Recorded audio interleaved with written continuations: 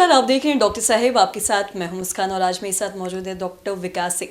दर्शकों को बता दें कि बिहार के जाने माने कार्डियोलॉजिस्ट है। सर नमस्कार, बहुत बहुत स्वागत है आपका। Thank you. सर, खराटे की बात अगर हम करें तो देखते हैं कि बहुत से ऐसे लोग हैं जिन्हें खराटे की समस्या होती है। आपसे मैं जानना चाहूँगी, क्या ज़रूरत से ज़्यादा अगर किसी को खराटा आ रहा है तो क्या ये किसी बड़ी बीमारी का संकेत हो सकता है? जी बिल्कुल। कुछ समय पहले तक लोग बड़े बोस्ट करने के तरीके में बात करते थे। आप उनसे पूछते थे कि भाई आपकी नींद कैसी होती है, वो कहते हैं सर खराटे लेकर के सोता हूँ। और लोग समझते थे खराटे लेकर के सोना मतलब सब चीज़ें बड़ी अच्छी हैं, नींद अच्छी आ रही है, गहरी नींद आ रही है। ऐसा बिल्कुल नहीं है। अगर आप मेडिकल साइंस के पॉइंट ऑफ व्यू से बात करें तो खराटे आना आपके शरीर के लिए अच्छी चीज़ नहीं है। बिकॉज जब आपके खराटे आते हैं तो शरीर में ऑक्सीजन की मात्रा कम होने लगती है, नंबर 1। नंबर 2, क्वालिटी ऑफ नींद का मकसद है जो आपकी शरीर को एनर्जी देना, रिजुविनेट करना, सारी जो वेयर एंड टीयर है उसको कंट्रोल करना, ये पूरी नहीं हो पाती आपके खराटों की वजह से। और यही वजह है कि खराटे वाले लोग जनरली आप देखेंगे कि दिन में उनको बैठे बैठे भी सोने की टेंडेंसी रहती है। वैसे लोग जब भी ट्रैवल करेंगे गाड़ी में भी तो वो कहेंगे कि सर इनवेरिएबली मुझे नींद आ जाती है, या घर में कोई काम ना है, कुर्सी पे बैठे हुए हों तो बैठे बैठे भी सो जाते हैं।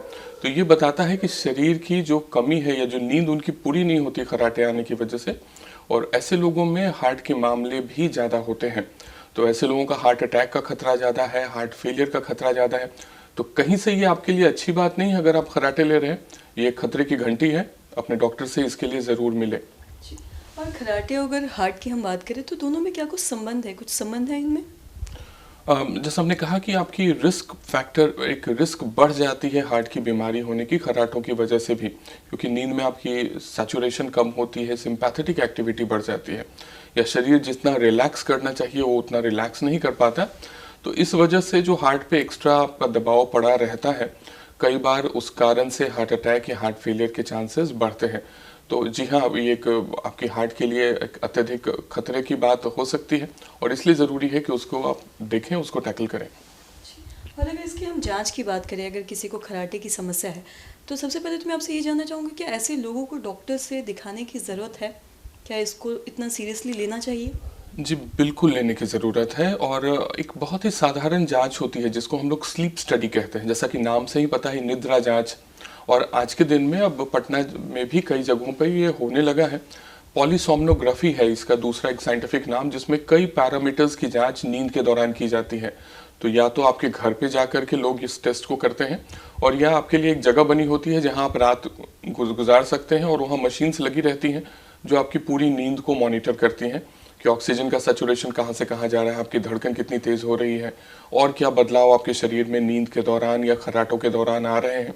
और उसी के आधार पे ये पता लगाया जाता है कि खराटे क्यों हो रहे हैं और क्या करने से आपकी खराटे आने की प्रवृत्ति भी कम होगी और हार्ट और शरीर पे जो दबाव पड़ रहा है उसमें आराम हो जाएगा। खराटे और हार्ट की समस्या की अगर बात करें, दोनों जैसा कि आपने बताया कि एक दूसरे से संबंधित है।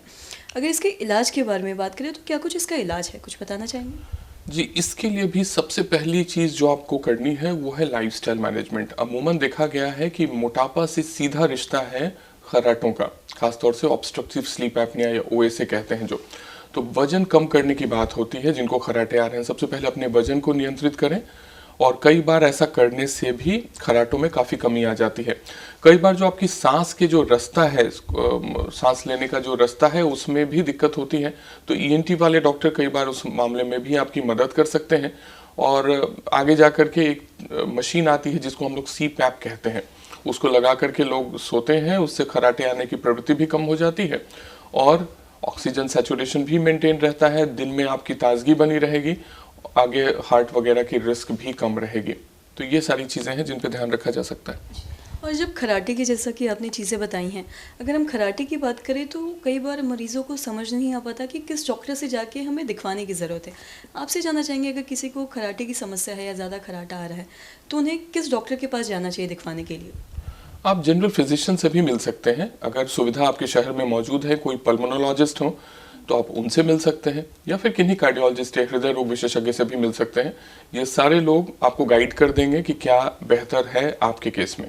हर लोग के लिए, हर खराटे लेने वाले के लिए एक ही इलाज नहीं है।